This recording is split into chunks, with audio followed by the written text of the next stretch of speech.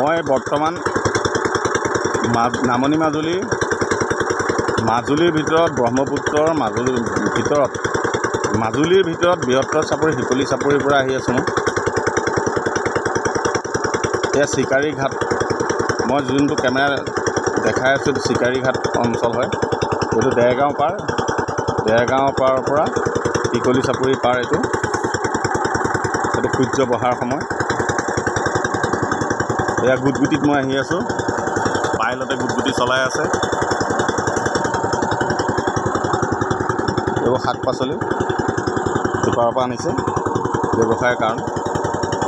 এই লোকেশ্যনটোৰ পৰা মই আহিছোঁ, এই লোকেশ্যনটোৰ পৰা মই এনেকৈ আহি পেলাই এইটো ঘাট, এই ঘাটৰ পৰা আহিছোঁ মই বৰ্তমান। এইটো ঘাট, এই ঘাটত মই উঠিছোঁ, আহিছোঁ।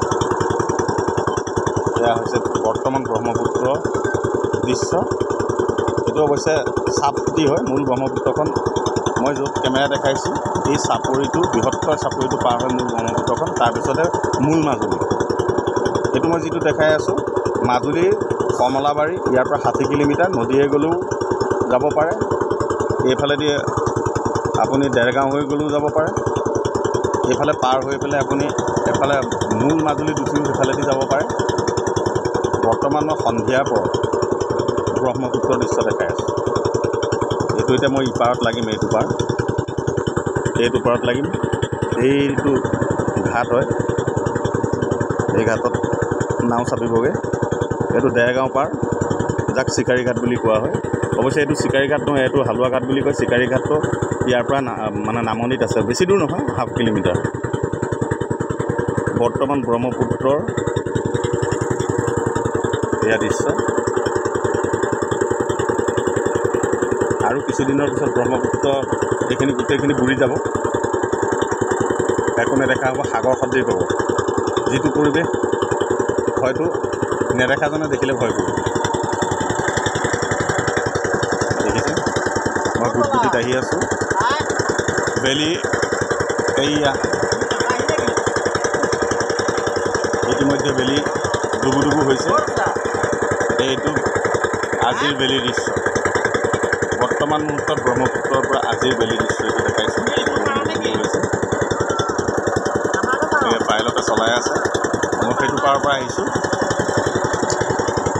বৰ্তমান বেছি নাই, আমি 2খন মটৰচাইকেল, ইয়াত 8খনমান মটৰচাইকেল উঠে। এয়া শাক লৈ আহিছে, এয়া যোৰহাট যাব। পাচলি ব্যৱসায়ী হয়, ইয়াৰ পৰা কালেকশ্যন কৰি আনিছে। কাচকল, এয়া টেঙামৰা, এনেকৈ আদি কৰি আছে। ময়ো আনিছোঁ, ফুলৰ পুলি আনিছোঁ, তামোল আনিছোঁ, গাখীৰ আনিছোঁ। এয়া বেগত সোমাই আছে, বিভিন্ন বস্তু আনিছোঁ মই ইয়াত।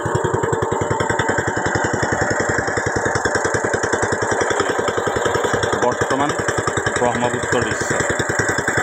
যিসকলে প্ৰকৃতিক ভাল পায় নিশ্চয় ভাল পাব। মই সেইকাৰণে এপাক দেখুওৱাৰ চেষ্টা কৰিছোঁ।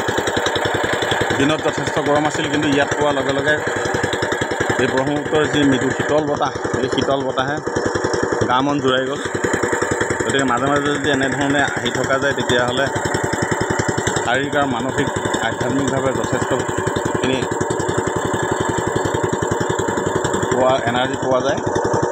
আজিৰ বেলি ডুবাৰ দৃশ্য, আজি সন্ধিয়াৰ বেলি ডুবাৰ দৃশ্য। ইয়াত লাইটিং মাৰি আছে, চব এইটো লাইটিং মাৰি আছে।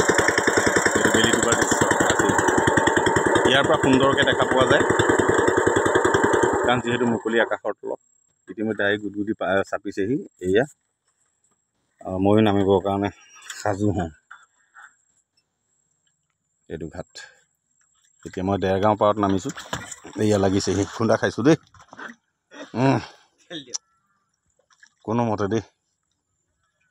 যিসকলে চাইছে সেইসকলক এবাৰ ধন্যবাদ দিছোঁ।